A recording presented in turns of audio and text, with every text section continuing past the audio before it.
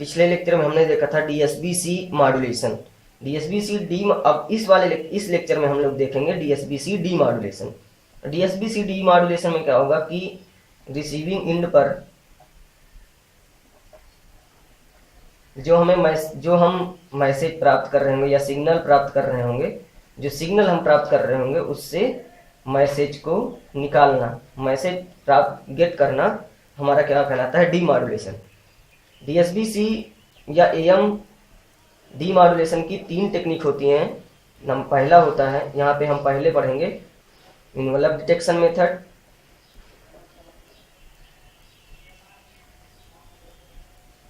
फिर उसके बाद हम लोग पढ़ेंगे रेक्टिफायर डिटेक्शन,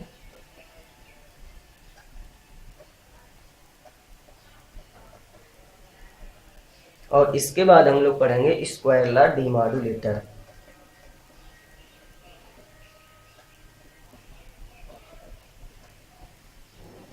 तो सबसे पहले हम लोग देखते हैं envelope detection method. Envelope detection method में बेसिकली एक डायोड और उसके साथ में आरसी सर्किट का यूज किया जाता है। यहाँ पे जब जब डायोड ऑन होगा तो सर्किट कुछ ऐसे बन रहा है। यहाँ पे डायोड ऑन है, यानी कि अगर डायोड ऑन है और यहाँ पे ईएम सिग्नल हम लोग दे रहे होंगे, यानी कि जब डायोड ऑन हुआ तो हमारा कैपेसिटर चार्ज हो रहा होगा। जैसे यहाँ पे देखते हैं कि कैपेसिटर चार्ज हो रहा है। चार्ज कब तक होगा, पीक वैल्यू तक। जब पीक वैल्यू तक चार्ज हुआ उसके बाद फर्दर जो कैपेसिटर का वोल्टेज है वो ड्रॉप होता जाएगा, थोड़ा ड्रॉप होगा, और उसके बाद फिर से एएम सिग्नल की वैल्यू कैपेसिटर के वोल्टेज से ज़्यादा होगी तो फिर से डायोड ऑन हो जाएगा और हमारा फिर से कैपेसिटर चार्ज होना स्टार्ट हो जाएगा नेक्स्ट पीक तक। पहले पीक तक चार्ज हुआ, फिर उसके बाद डिक्रीज हुआ, ड्रॉप हुआ वोल्टेज कैपेसिटर के क्रॉस, फिर जब एएम सिग्नल का वैल्यू वीसी से बड़ा आया, मतलब कैपेसिटर वोल्टेज से बड़ा आया, तो क्या हुआ, फिर से हमारा डायोड चार्ज हुआ। फिर उसके बाद फिर जब एएम सिग्नल का वोल्टेज कैपेसिटर के वोल्टेज से कम हुआ तो फिर उसके बाद हमारा डायोड ड्रॉप होने स्टार्ट हुआ, और फिर जब कैरियर सिग्नल का वैल्यू या एएम सिग्नल का वैल्यू फिर जब ज़्यादा हुआ तो ये फिर से डायोड अपना कैपेसिटर चार्ज होना स्टार्ट हो गया। तो यहाँ पे हम क्या देख रहे हैं कि कैपेसिटर चार्ज हो रहा है पीक वैल्यू तक। उसके बाद ये पीक वैल्यू को होल्ड कर रहा है। होल्ड मतलब धीरे धीरे डिक्रीज हो रहा है। ये डिक्रीज बहुत कम होगा, यानी कि जो डिक्रीज हो रहा है, डिक्रीजिंग वोल्टेज जो वीसी है वो मिनिमम से मिनिमम होना चाहिए, या जो 2 साइकिल के बीच में ये ड्रॉप हो रहा है वोल्टेज, 2 साइकिल के बीच में ड्रॉप वोल्टेज से कम होना चाहिए। वीसी का ड्रॉप 2 साइकिल के ड्रॉप की वोल्टेज से कम होना चाहिए। अब फिर अगर देखें तो चार्जिंग टाइम कैपेसिटर का बहुत ही कम होना चाहिए, यानी कि अगर बहुत जल्दी कैपेसिटर चार्ज होना चाहिए और डिस्चार्जिंग टाइम बहुत ज़्यादा होना चाहिए। डिस्चार्जिंग टाइम क्या होना चाहिए, बहुत ज़्यादा होना चाहिए। अगर डिस्चार्जिंग टाइम हमारा बहुत ज़्यादा है तो जो 2 साइकिल्स के बीच में जो 2 साइकिल के बीच में जो ड्रॉप हो रहा है वोल्टेज कैपेसिटर में वो बहुत कम होगा अगर डिस्चार्जिंग टाइम ज़्यादा होगा। अगर इसके बाद अगर देखें तो आर और सी बराबर क्या होता है, टाउ, टाइम कांस्टेंट। ये टाउ हम क्या होना चाहिए, 1/fc यानी कि कैरियर फ्रीक्वेंसी, और 1/fm यानी कि मैसेज फ्रीक्वेंसी के इस रेंज का होना चाहिए। ओके, यानी आरसी की वैल्यू 1/fc से 1/fm के बीच में होना चाहिए। अब हम लोग देखते हैं कि आखिर हम इनवलप डिटेक्शन क्यों करते हैं, मतलब इनवलप का ही डिटेक्शन क्यों करते हैं। अगर हम देखें कि डीएसबीसी मॉड्यूलेटर सिग्नल का अगर फॉर्म देखें तो A+mt cos of omega ct है। यहाँ पे अगर देखें तो इनवलप क्या होता है, इनवलप एक तरह से ये है, ये इतना अपना इन्वलप है। इन्वलप का डिटेक्शन इसलिए कर रहे हैं क्योंकि अपना इन्वलप में ही मैसेज है, क्योंकि मैसेज इन्वलप में प्रेजेंट है, इसलिए हम लोग इन्वलप का डिटेक्शन कर रहे हैं। यानी कि इन्वलप डिटेक्ट करके, इसको डिटेक्ट करके हम लोग मैसेज आसानी से निकाल सकते हैं, इसलिए हम क्या करते हैं, इन्वलप डिटेक्शन किया जाता है। यहाँ इस तरह से हमारा इन्वलप डिटेक्शन खत्म हो जाता है। अब हम लोग देखते हैं दूसरा मेथड डिटेक्शन का। दूसरा मेथड क्या है हमारा, रेक्टिफायर डिटेक्शन।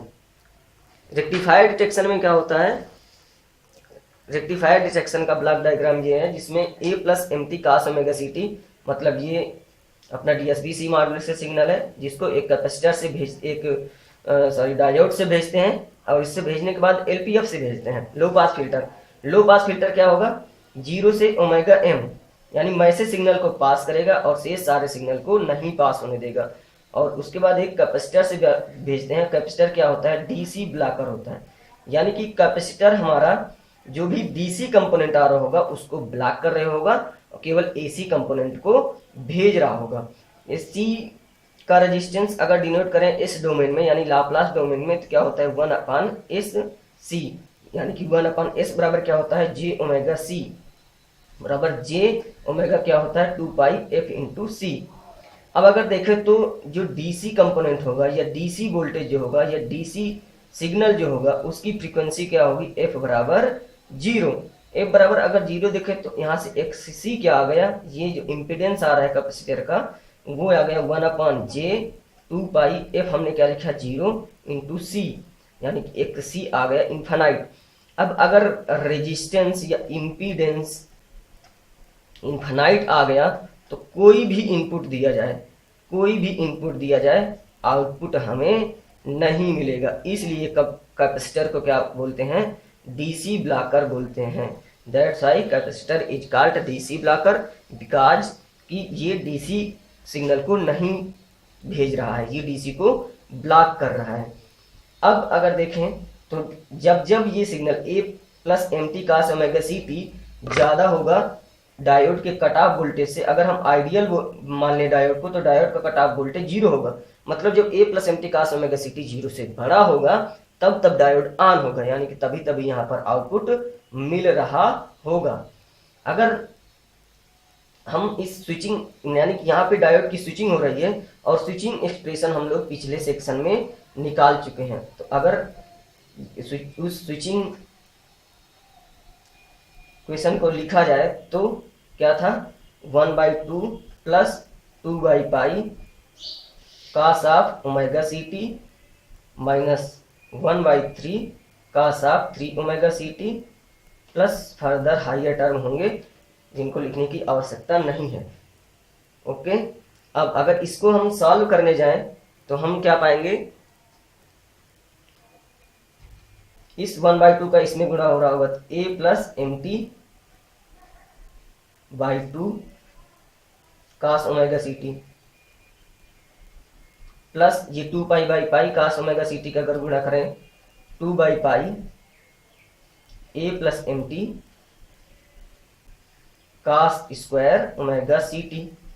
अब अगर देखें तो अगर इसका कर रहे हैं तो ये हाइयर टर्म है, कास 3 ओमेगा सी टी का अगर इसमें मल्टीप्लाई कर रहे हैं, ये हाइयर फ्रीक्वेंसी कंपोनेंट है जो कि लो पास फिल्टर से भेजेगा नहीं, इसलिए हम यहाँ पे नहीं इसका मल्टीप्लिकेशन यहाँ पे नहीं लिख रहे हैं अपने सोल्यूशन। अगर इसमें लिखना भी चाह सकते हैं, लिख भी सकते हैं, लेकिन उसकी आवश्यकता नहीं है।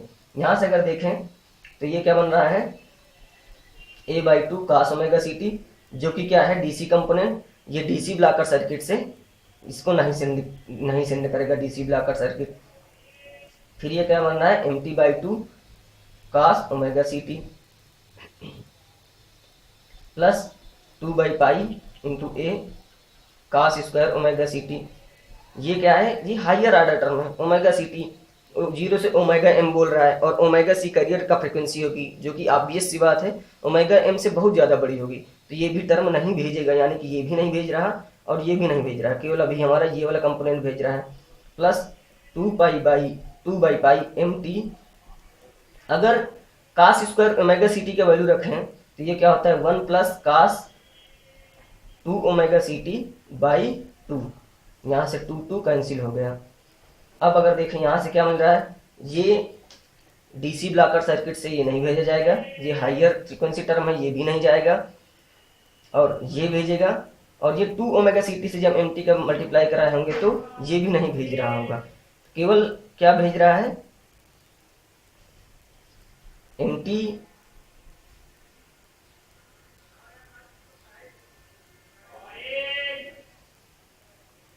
T by 2 cos omega C T plus M t by pi, ये यहाँ से। अगर हम इसको देखें, इसको एलपीएफ से पास करने के बाद देखें, ये क्या है, डीएसबी सिग्नल है, और ये क्या है, मैसेज है। इसको एलपीएफ से पास करें तो केवल हमें एमटी मिल रहा है, यहाँ से हम लोग एमटी आसानी से निकाल रहे हैं। ये भी नहीं भेजिएगा, क्योंकि इसका कंपोनेंट क्या होगा, omega C plus omega M और omega C minus omega M के बीच का होगा। एलपीएफ से अगर पास करें तो केवल एमटी हमारा भेज रहा है, जो कि यहाँ से मल्टीप्लाई करने से प्राप्त मिल रहा होगा। ओके,